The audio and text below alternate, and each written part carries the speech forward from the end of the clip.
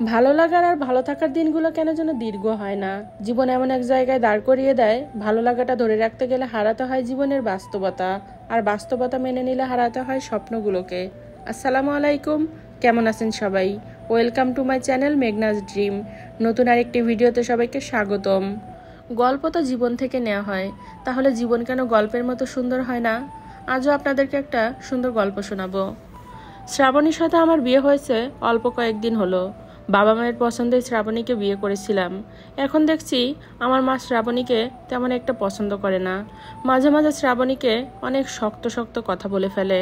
শ্রাবণীও মুচকি হেসে সেই শক্ত কথাগুলো খুব সহজে হজম করে নেয়। মাঝে মাঝে আমার ইচ্ছে হয় আমি শ্রাবণীর হয়ে কথার উত্তর দেই, কিন্তু পারি না, কারণ গর্ভধারিণী মা বলে কথা। আমার চাকরির প্রমোশন হলো, বাসায় মিষ্টি নিয়ে আসলাম সবার জন্য।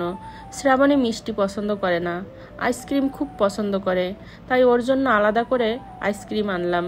মিষ্টির প্যাকেটগুলো ছোট বোনের হাতে দিয়ে আমি আইসক্রিমের প্যাকেটটা নিয়ে আমার রুমে গেলাম।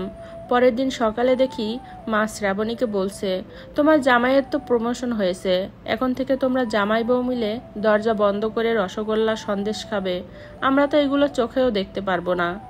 শ্রাবণী কিছু না বলে আমার দিকে চুপচাপ তাকিয়ে রইল। ও ভেবেছিল আমি ওর হয়ে কিছু বলবো, কিন্তু কিছু বলতে পারিনি, কারণ গর্ভধারিণী মা, কি আর বলবো। প্রচণ্ড মাথা ব্যথার জন্য শ্রাবণী সারা রাত ঘুমাতে পারেনি। শেষ রাতের দিকে একটু ঘুমিয়েছিল, কিন্তু সকাল 7টার সময় মা দরজার সামনে দাঁড়িয়ে শ্রাবণীকে ডাকতে লাগলো। শ্রাবণী ঘুম চোখে দরজা খুলে মাকে বলল, কি হয়েছে মা? মা চিৎকার করে বলতে লাগলো, বাপের বাড়ি থেকে কি 8-10টা কাজের মেয়ে নিয়ে এসেছো যে ওরা কাজ করবে আর তুমি নাক ডেকে বেলা পর্যন্ত ঘুমাবে? একটু পর আমার ছেলে অফিসে যাবে, আমার মেয়ে ভার্সিটিতে যাবে, আর তুমি এখন পর্যন্ত রান্নাঘরে যাওনি?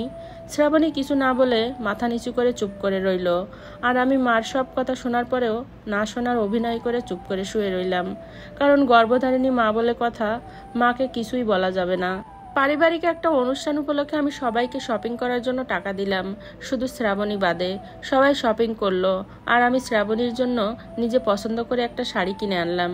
যখন শ্রাবণীকে শাড়িটা দিব, তখন আমার বোন শাড়িটা দেখে পছন্দ করে ফেলে আর শাড়িটা নিয়ে নেয়। শ্রাবণী আমার চোখের দিকে তাকিয়ে রইল, কিন্তু আমি কিছুই বলিনি, কারণ আমার নিজের বোন বলে কথা। সেদিন দেখি আমার বোন শ্রাবণীকে বলছে, ভাইয়ার যদি আগে প্রমোশনটা হতো তাহলে কখনোই তোমাদের মতো নিম্নমানের পরিবারে আমার ভাইয়াকে বিয়ে করাতাম না। কথাটা শুনে শ্রাবণী চুপচাপ চলে গেল, আর আমি বোনের দিকে তাকিয়ে মুচকি একটু হাসলাম। নিজের আপন বোন বলে কথা। খাবার টেবিলে বসে বাবা চিৎকার করে বলতে লাগলো, এই তরকারি কে রান্না করেছে? শ্রাবণী কিছুটা ভয় ভয় চোখে বাবার দিকে তাকিয়ে বলল, বাবা আমি রান্না করেছি। বাবা তখন বলল, এসব কি তরকারি রান্না করেছো? খাবার মুখে দেওয়া যায় না? তোমার মা কি রান্না বান্না কিছুই শিখায়নি তোমাকে? শ্রাবণী চুপচাপ দাঁড়িয়ে রইল, আর আমি এক মনে খাবার খেতে লাগলাম। জন্মদাতা পিতা বলে কথা। বাথরুম থেকে এসে শ্রাবণী অবাক হয়ে আমার দিকে তাকিয়ে বলল, তুমি জামা কাপড় সব ব্যাগের ভিতর রাখছো কেন? আমি সেই কথার উত্তর না দিয়ে শুধু বললাম, তুমি তৈরি হয়ে আসো, আমি নিচে যাচ্ছি। আমি বাবা মাকে সালাম করে বললাম, তোমরা আমার জন্য দোয়া করো। মা হাসতে হাসতে বলল, তোর কি আবার প্রমোশন হয়েছে? আমি মার দিকে তাকিয়ে মুচকি একটু হেসে বললাম, না মা, প্রমোশন হয়নি, তবে তোমাদের ছেলে কিছুটা বুঝতে শিখেছে। আমি ছোট একটা বাসা ভাড়া নিয়েছি, আজ থেকে আমি শ্রাবণীকে নিয়ে ওই ভাড়া বাসাতেই থাকবো।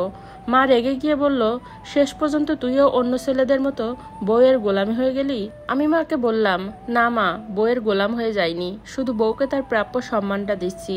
একটাবার চিন্তা করে দেখো, তুমি শ্রাবণীর সাথে যা যা করেছো, তোমার মেয়ের সাথে যদি একই কাজগুলো ঘটে, তাহলে তখন তোমার কেমন লাগবে?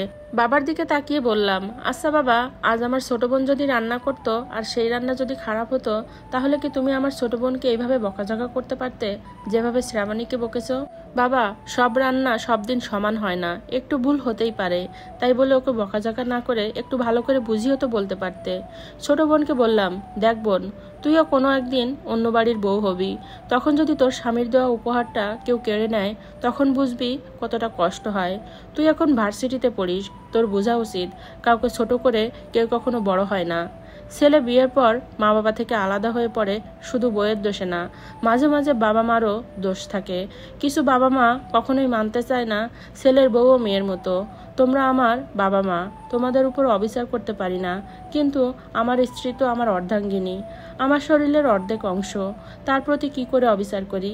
একটা মেয়ে তখনই খুব অসহায় হয়ে পড়ে যখন দেখে তার প্রতি অবিচার হচ্ছে, অথচ তার স্বামী চুপ করে আছে। যে মেয়েটা সবাইকে ছেড়ে একটা অজানা মানুষকে বিয়ে করে এসেছে, তাকে কি করে অসম্মান করি? আমি চেষ্টা করব সন্তান হয়ে তোমাদের প্রতি আমার কর্তব্য পালন করতে, সেই সাথে চেষ্টা করব আমার স্ত্রীকে তার প্রাপ্য সম্মানটাও দিতে। পিছনে ফিরে দেখি শ্রাবণী দরজায় দাঁড়িয়ে অনবরত কান্না করছে। আমি শ্রাবণীর চোখের জলটা মুছে ওর কানে কানে বললাম, আরে পাগলি, কাঁদে না, মাঝে মাঝে কাছে আসার জন্য হলেও একটু দূরে যেতে হয়। আর আমি কোথাও বাসা ভাড়া নিইনি, অনেকদিন ধরে শ্বশুরবাড়ি যাওয়া হয় না, এই সুযোগে শ্বশুরবাড়িও যাওয়া হলো, আবার বাবা মাকে শিক্ষাটা দেওয়া হলো। আমাদের বাস্তব জীবনেও এরকম অসংখ্য ঘটনা ঘটে যার সঙ্গে আমরা পরিচিত। আমাদের স্বামীরা যদি তখন আমাদের পাশে থাকে, তাহলে আমাদের নারীদের এগিয়ে যাওয়াটা কিন্তু অনেকটা সহজ হয়ে যায়, আমাদের এগোনোর পথটা সুন্দর হয়ে যায়। আমরা যখন নতুন বউ হয়ে একটা সংসারে আসি, আমরা না জানি সেই সংসারের নিয়ম, না জানি সেই সংসারের রীতি। আমাদেরকে যদি একটু শিখিয়ে পড়িয়ে নেওয়া যায়, তাহলে আমরাও কিন্তু মানিয়ে চলতে পারি। মেয়েরা একটা সংসারে যায় সেই সংসারটাকে আলোকিত করে রাখার জন্য, একটা সুতোয় বেঁধে রাখার জন্য, কিন্তু পরিস্থিতি মাঝে মাঝে এমন হয়ে যায় সেই সংসারটাকে আর আগলে রাখা সম্ভব হয়ে ওঠে না। আর বর্তমানে এমন একটা সময় আসছে, শাশুড়িরা কখনোই ছেলের বউকে নিজের মেয়ে ভাবতে পারে না, তারা সব সময় ছেলের বউকে প্রতিপক্ষ মনে করে। আপন ভাবা তো দূরে থাক, তারা পাল্লা দিয়ে চলে ছেলের বউদের সঙ্গে। এই যন্ত্রণা যে কতটা কঠিন, কতটা ভয়ানক, সেটা যার সঙ্গে ঘটে সেই একমাত্র বুঝতে পারে, তাছাড়া আর কেউ বুঝতে পারে না। আমি ব্যর্থতাকে মেনে নিতে পারি, কিন্তু আমি চেষ্টা না করাকে কখনোই মেনে নিব না। স্বপ্ন সেটা নয় যেটা মানুষ ঘুমিয়ে ঘুমিয়ে দেখে, স্বপ্ন সেটাই যেটা পূরণের প্রত্যাশা মানুষকে ঘুমাতে দেয় না। এই পৃথিবী কখনো খারাপ মানুষের খারাপ কর্মের জন্য ধ্বংস হয়ে যায় না। যারা খারাপ মানুষের খারাপ কর্ম দেখেও কিছু করে না, তাদের জন্যই পৃথিবী ধ্বংস হয়ে যায়। একজন আহত ব্যক্তি তার যন্ত্রণা যত সহজে ভুলে যায়, একজন অপমানিত ব্যক্তি তত সহজে অপমান ভোলে না। একজন ঘুমন্ত মানুষ আরেকজন ঘুমন্ত মানুষকে কখনোই জাগাতে পারে না। আমার ভিডিও আপনাদের কাছে কেমন লাগে কমেন্টে জানিয়ে যাবেন। যদি ভালো লাগে চ্যানেলটা সাবস্ক্রাইব করে দিবেন, আর পাশে থাকা বেল আইকনটা অন করে রাখবেন, তাহলে পরবর্তী ভিডিও আপলোড করার সাথে সাথেই আপনাদের কাছে নোটিফিকেশান পৌঁছে যাবে। আজকের মতো ভিডিওটা এখানেই শেষ করছি, দেখা হবে পরবর্তী কোনো ভিডিওতে। আল্লাহ হাফেজ, আসসালামু আলাইকুম।